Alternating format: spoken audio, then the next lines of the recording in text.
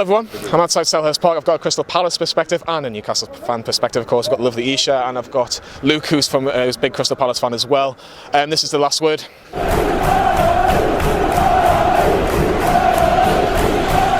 Crystal Palace 1, Newcastle 0, Eisha.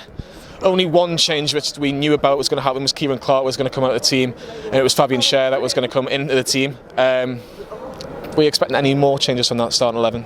I think we spoke about this in the first video. I know Steve is obviously obligated with the new signings. He has to give them a shot, he has to give them a try, and I expected to see the likes of, Bentaleb, Lazaro, Danny Rose today.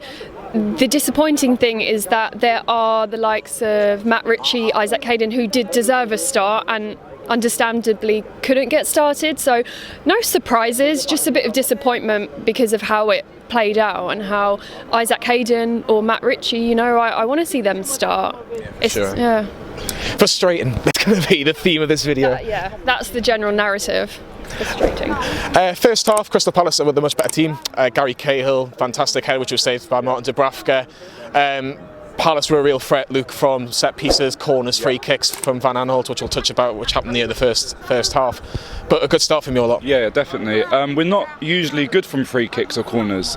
Like this season, I think we've only scored a few, but today we did very well from them. Benteke again was another player that was causing us problems with these headers as well. Yeah, definitely. And his hold-up play was brilliant. And one player you forgot, Kiate, brilliant player today, and MacArthur as well. Newcastle didn't really have many chances, but Joe Linton does have one Eisha where he just goes for it really. I think the fans are just begging him, just have a shot, and he tests his guy Eisha. But that was all we really had in the first half, wasn't it?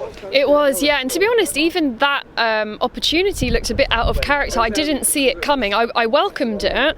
Obviously, it didn't materialise to a goal, so it means, very little, but that was out of character, and I wasn't surprised to see not much more from him in terms of creating chances for the rest of the game, just because I was very disappointed with his performance today personally.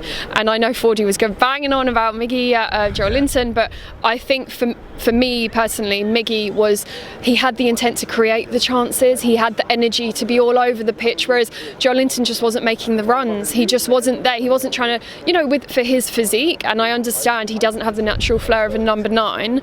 That is a key issue right now. I understand there's an argument he's a lack of service, but at least show some intent. That's what we want to see in the stands, and he was flat-footed in the box. He wasn't vigilant enough at connecting crosses, and it was really disappointing, honestly.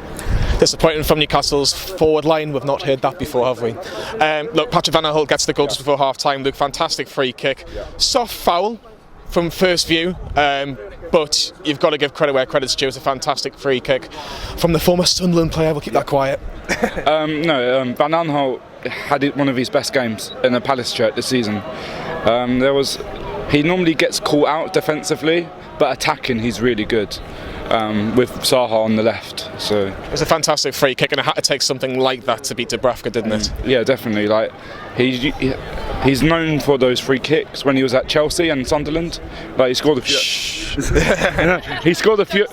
Around us. He scored a few at Sunderland and Chelsea.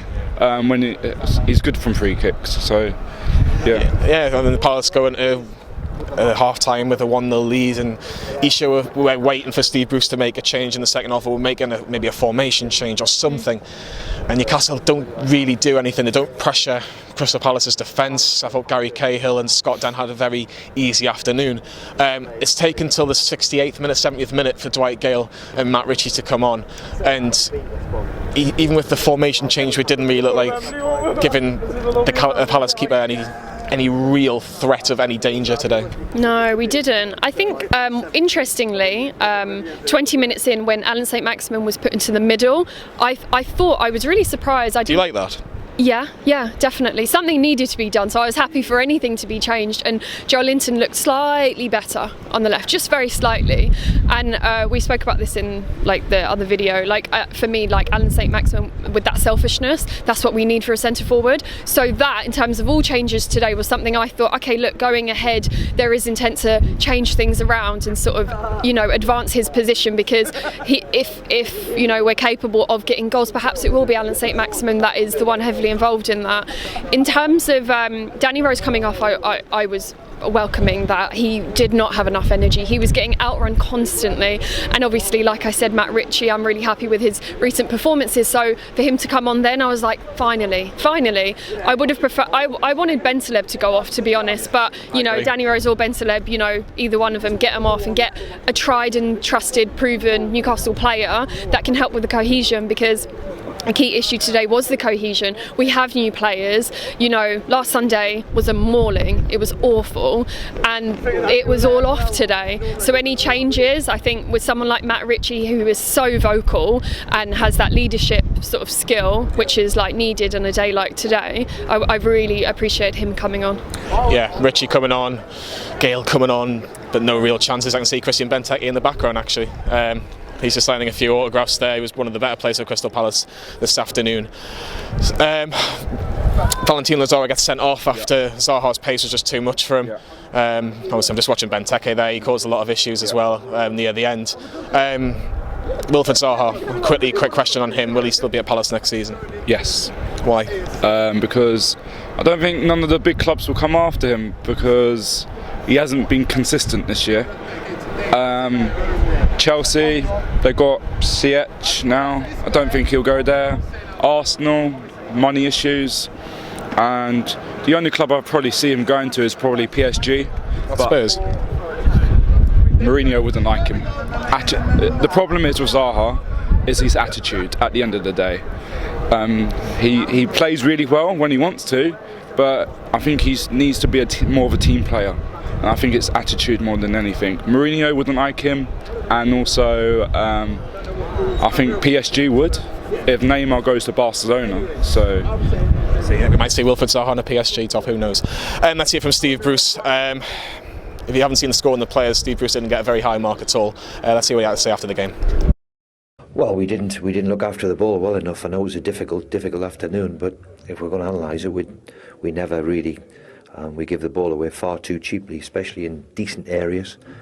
And if we look at the whole situation in the last third in particular, it's where we fall down. And we've had 1 or 2, 3, 4 very decent opportunities, decent possession of the ball, without carrying a real threat at goal. And that's the one thing we're going to have to analyse, and maybe time for change, and look at the way we've set ourselves up and see if we can do something different. And we're back. There's going to be a lot of questions for Steve Bruce after that game, because it wasn't good. If you look at the table, we've probably moved down one place at least, because obviously Crystal Palace beat us, so they go above us, they're 2 points ahead of us. I don't know the results off by heart, so I'm assuming that Newcastle have only dropped 1, maybe 2 places at most today. However, we're still a little bit comfortable. I'm saying we're probably about 5, maybe 6 points clear of the bottom 3.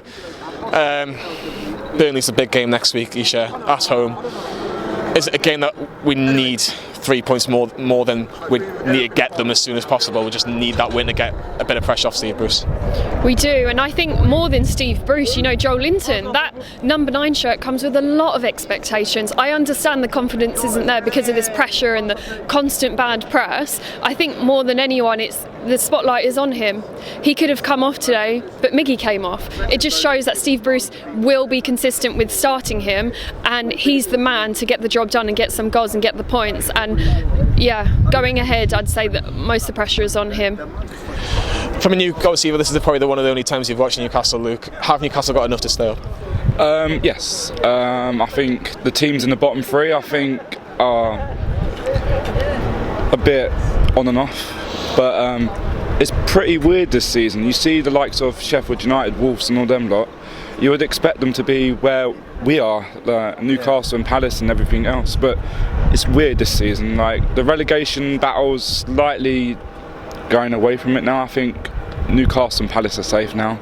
I am probably 2 more wins. 2 more wins. I think that's probably about right. Yeah. Eisha, is the reason why Steve Bruce is not getting more shouts for leaving this football club is the fact that we've got a 5th round FA Cup tie in a couple of weeks, and potentially Newcastle are 2 games away from Wembley, which they haven't been at since it's reopened in a cup game. Obviously, we had the league games against Spurs. Is that the only thing that's really keeping Steve Bruce out of a lot of intense pressure at the minute? I think it plays a huge part in it, but on paper, as much as everyone likes to criticise Steve Bruce, I mean, on paper, it could have been a lot worse. Given the points we snatched over the past, well, I'd say this year actually, we've managed to just snatch them, bag them through the skin of our teeth, just get through with a point rather than losses. Like up until Arsenal, what was it, 7 unbeaten, 8 unbeaten? Like that, yeah. Yeah, which is commendable. You know, no one can ignore that. The FA Cup is the icing on the cake because it's huge. Everyone wants us to, you know, an FA Cup run, us, this point in the season with all the injuries we've had, it is something to be excited about. And I think amongst all the negativity, we need to focus on the positives. Easy to say, but really, come on, we could be in a lot worse position right now. 30, what are we on now? 31 points. We went, even in the Arsenal fixture, we went on like equal points with them. It wasn't like, oh, you know, we're up against a top 6 or top 4. It's like, no, we're not doing as bad as, you know, it probably feels, just because we're not happy with the performances. And at the end of the day, points are what matters. On paper, that's what matters right now. We're closer to, you know, being safe than we are relegation. Just about. I don't want to tempt fate, but yeah. Well, Eisha thinks we're nearly there. Luke thinks that Newcastle and Crystal Palace are going to be fine this season. Get your comments in below. Who is your Newcastle man of the match? Not many of them. Probably Martin Dubravka. Once again, he's definitely going to be our player of the season. Yeah, do you agree with Eisha? Do you agree with me? Do you agree with Luke? Get your comments in, like and subscribe to Newcastle Fans TV, and we'll see you on Nova Radio North East 102.5 tomorrow night as we leave Selhurst Park.